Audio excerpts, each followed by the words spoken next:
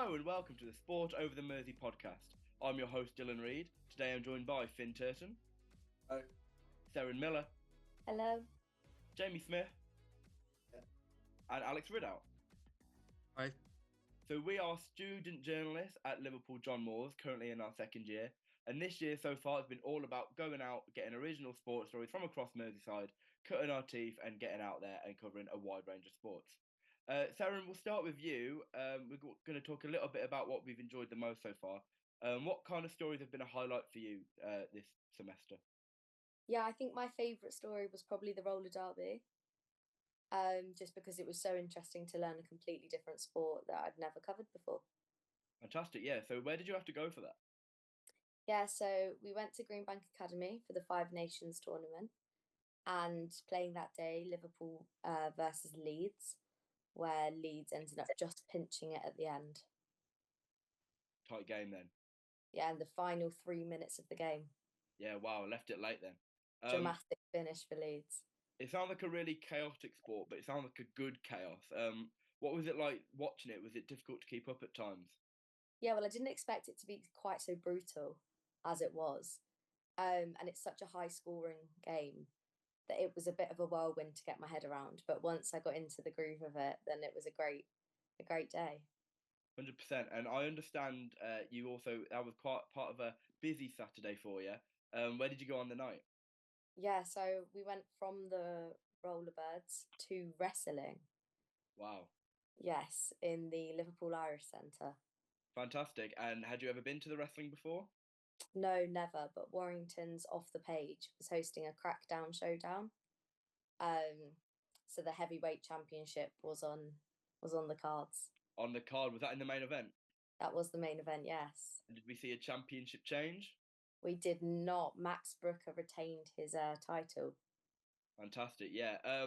Both very physical sports by the sound of it. Is wrestling a sport you'd also like to come back to in the future? Yeah, 100%. The atmosphere was great. From both of the events that I went to, honestly, Liverpool know how to host. They know how to do their combat sports, clearly. Jamie, I was wondering, what's kind of been a highlight for you so far this year? Yeah, I'd say going to watch my local team, Southport, play Halifax Town in the FA Cup fourth qualifying round. It was a great game. Southport did lose 3-1, but for the majority of the game, it was a close game, which is really good for Southport considering Halifax are in comfortably mid-table as well in the fifth tier, and Southport are battling relegation in the sixth tier. It was a proper like old school FA Cup clash with lots of big tackles going in, and there's always a big good atmosphere at Southport Stadium. So I've not been to watch Southport probably since I was in school, and going back in October has definitely made me want to go again and start going more. Yeah, definitely. We'll come on to this a little bit later. Obviously, when we talk about football in Merseyside, it's about Liverpool and Everton. But there are a plethora of non-league teams. What's kind of the difference between, say, watching a Premier League game or even, in the Championship or across the EFL compared to watching non-league football? I'd say watching non-league football, it's kind of maybe not more intense, but it feels a lot more personal. You feel kind of very close to the pitch.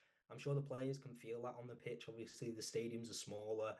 Fans are standing pretty much right on, the byline. So it feels a lot more personal. You can hear the tackles going in. You can hear the ball being kicked.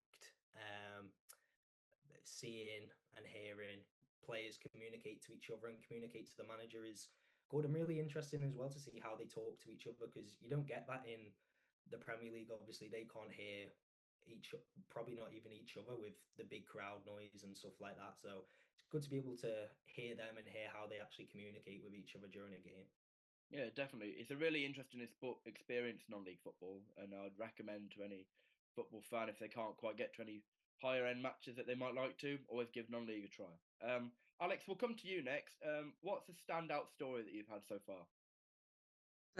My favourite story for the website so far would be the ice hockey. I went to Widnes Wild, and it was a really nice time. I haven't been to an ice hockey game since I was very young.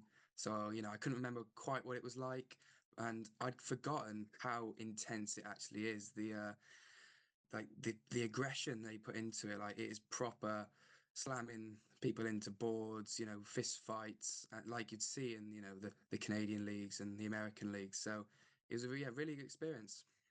Yeah, you touched on it there.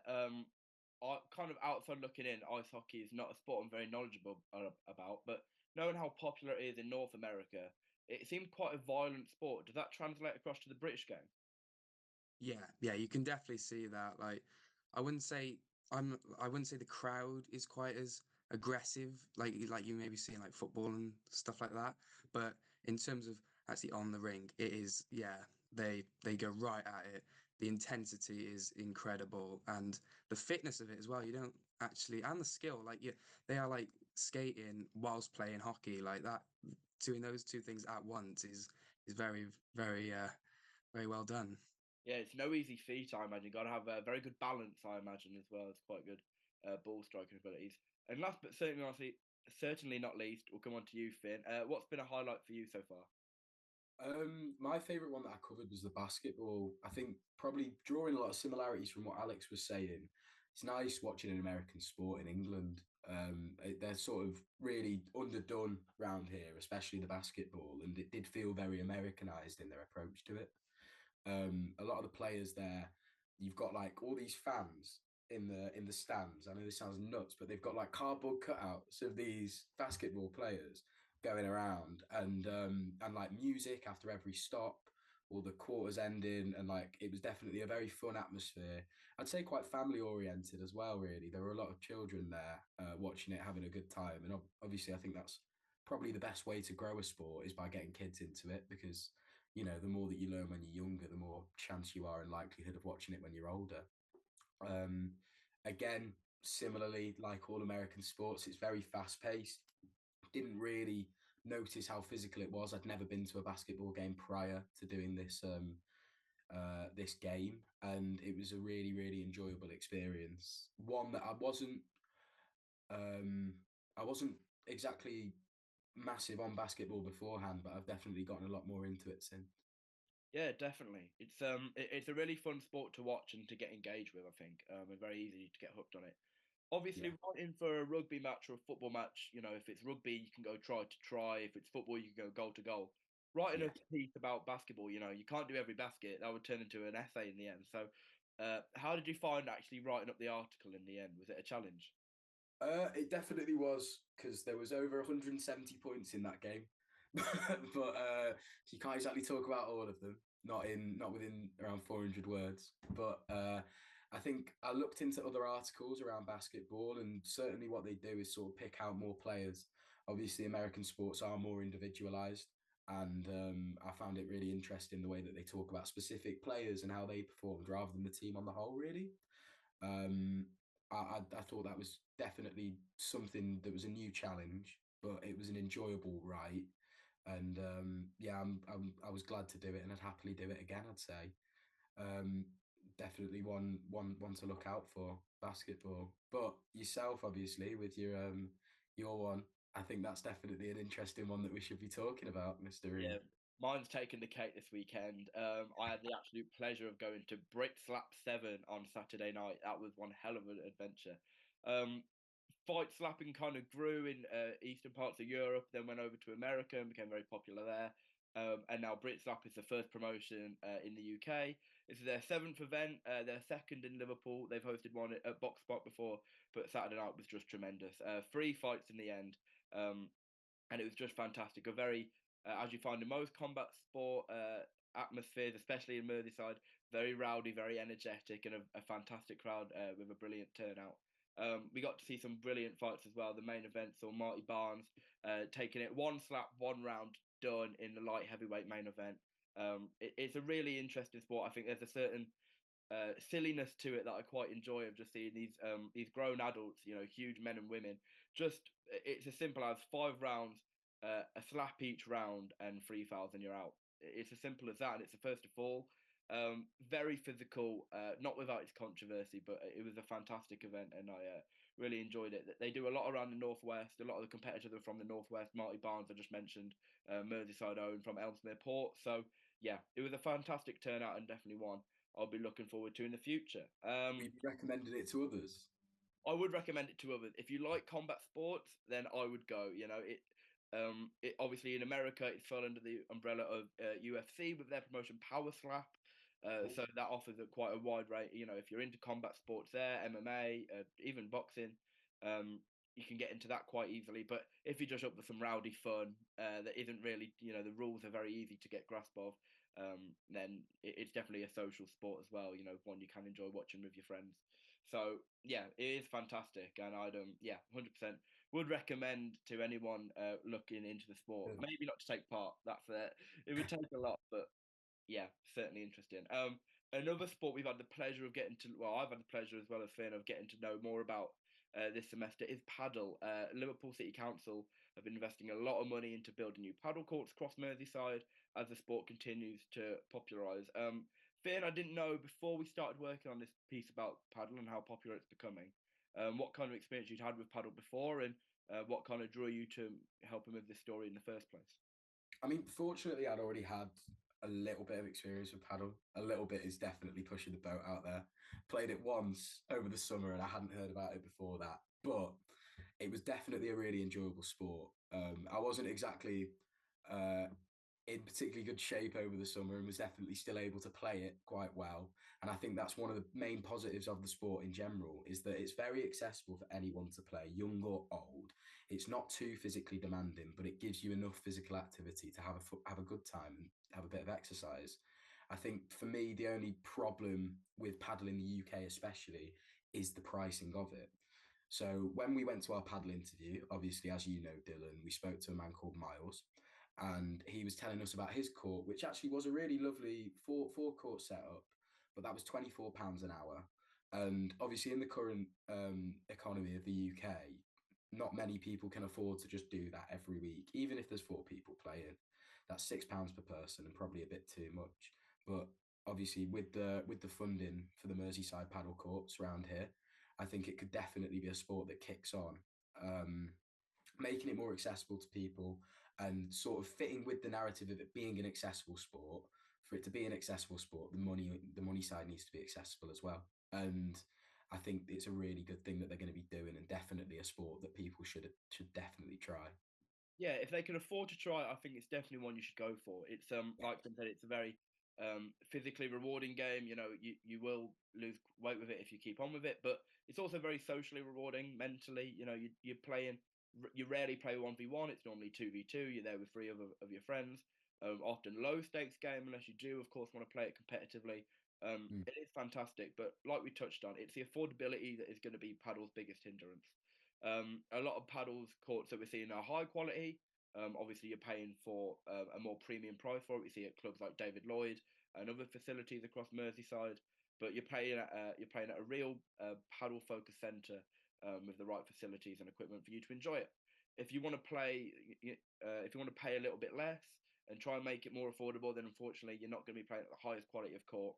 A lot of the courts we're seeing across the region are just in warehouses that third parties are buying up, renting out, throwing up these cheap courts. So as soon as we might see paddle becoming less popular or the money not coming into it as much, they're able to get out of the warehouse, throw these courts back down, and unfortunately that means paddle might stagnate with its growth and it might not become the sport it can be.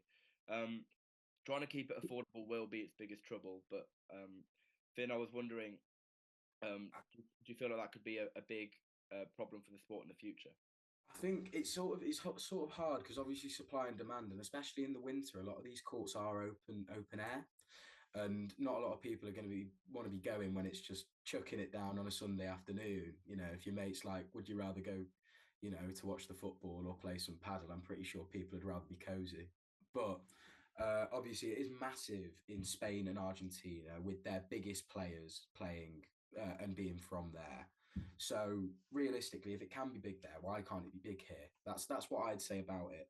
Again, like we've been saying this whole time, it's like deja vu. It is the pricing of it that needs to get sorted out. But with the way that the Merseyside Council are operating their paddle sort of rise, and I guess that was our background story name as well. I could definitely see it becoming a big thing in the UK. So we've definitely seen sport in Merseyside on the rise, but a sport that's always been popular in Merseyside is the football, of course. I imagine one side will be a lot happier than the other at the minute, but we will touch on the unhappier side first with Alex. With Liverpool, another disappointing result on the weekend, 3-3 with Leeds, to be 2-0 up, get yourself back in front, and then to throw it away at the end like that. Alex, what are your thoughts on the weekend's game? I think it just sums up how the season's going at the moment. Like the wins are finding hard to come by. You can put it that way. Like the draw against Sunderland in midweek was similar, and it's just that I don't think the players are playing for him anymore. I think the manager Arne Slot is. I think he's in trouble, and I think you can obviously see that by those Salah comments after the game, which have ended up being the main talking point from the game, not about the team anymore, but just about Salah and what his future is. Because like to go after the manager like that in public, it shocked me of such a legendary status player at Anfield to go after the manager like that.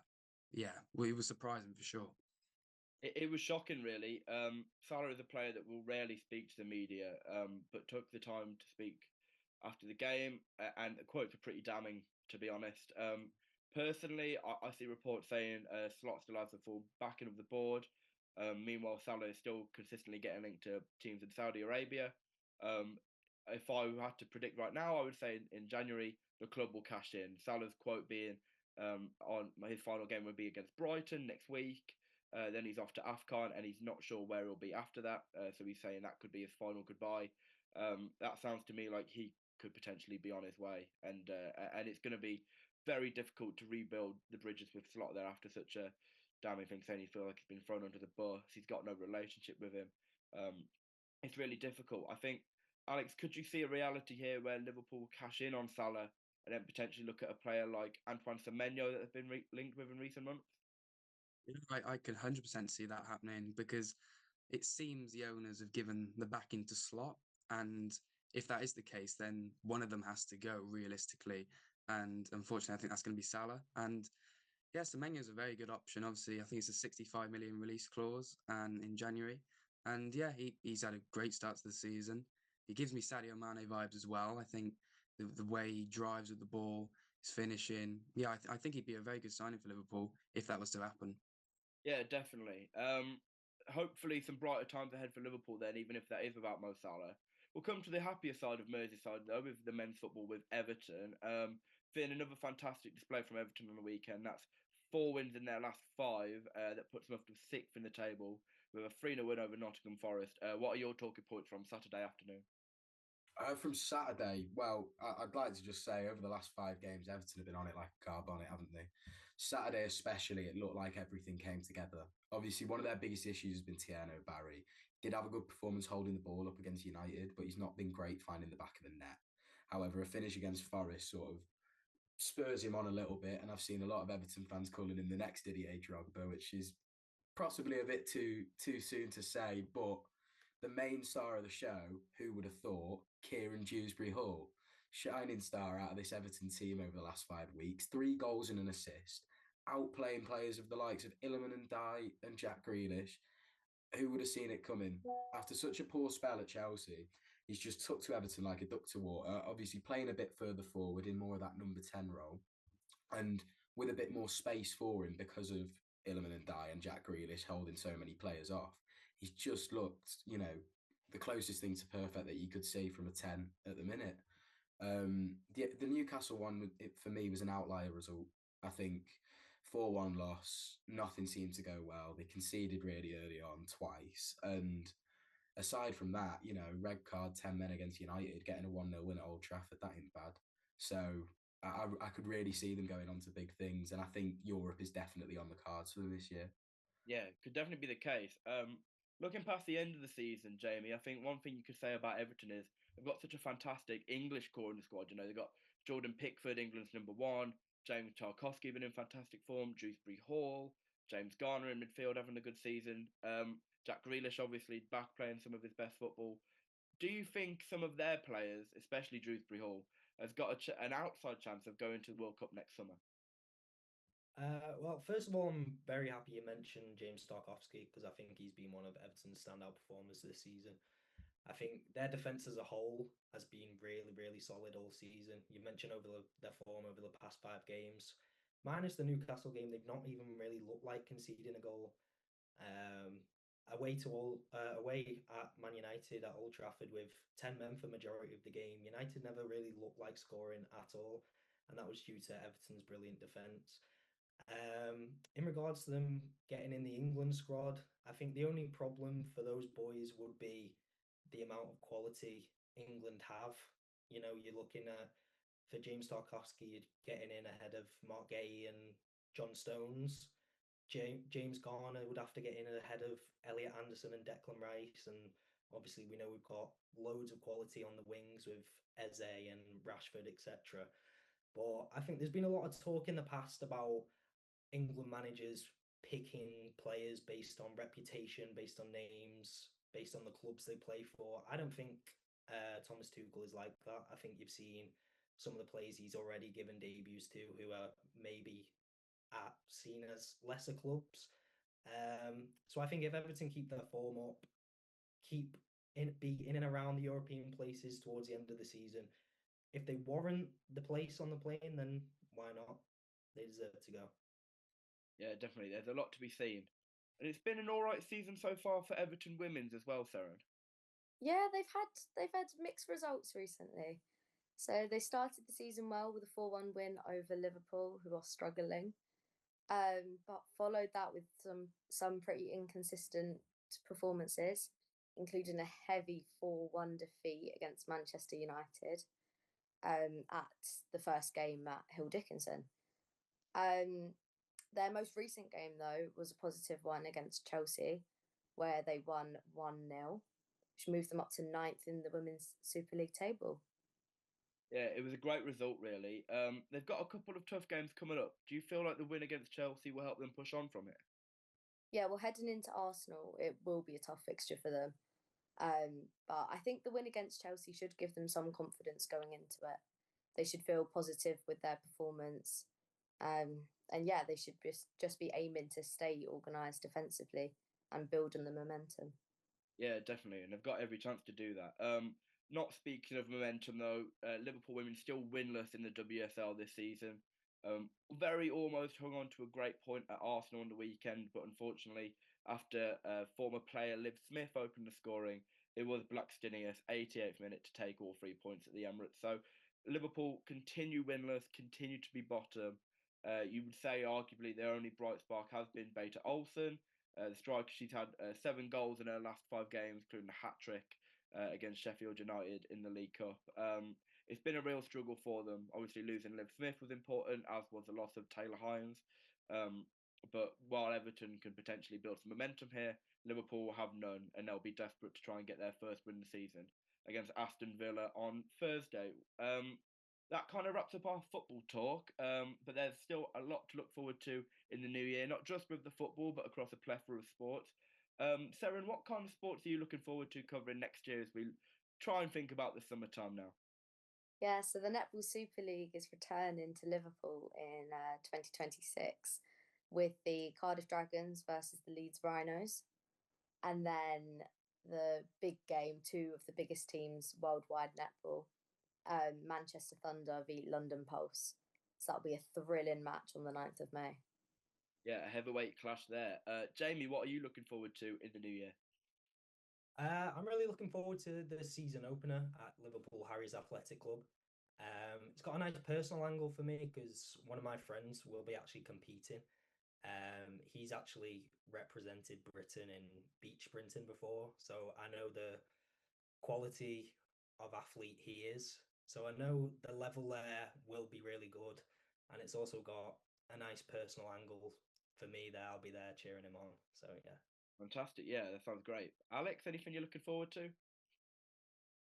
Liverpool International Tennis Tournament is probably one of my highlights of the summer, held at Liverpool Cricket Club, and it's just a general nice tournament.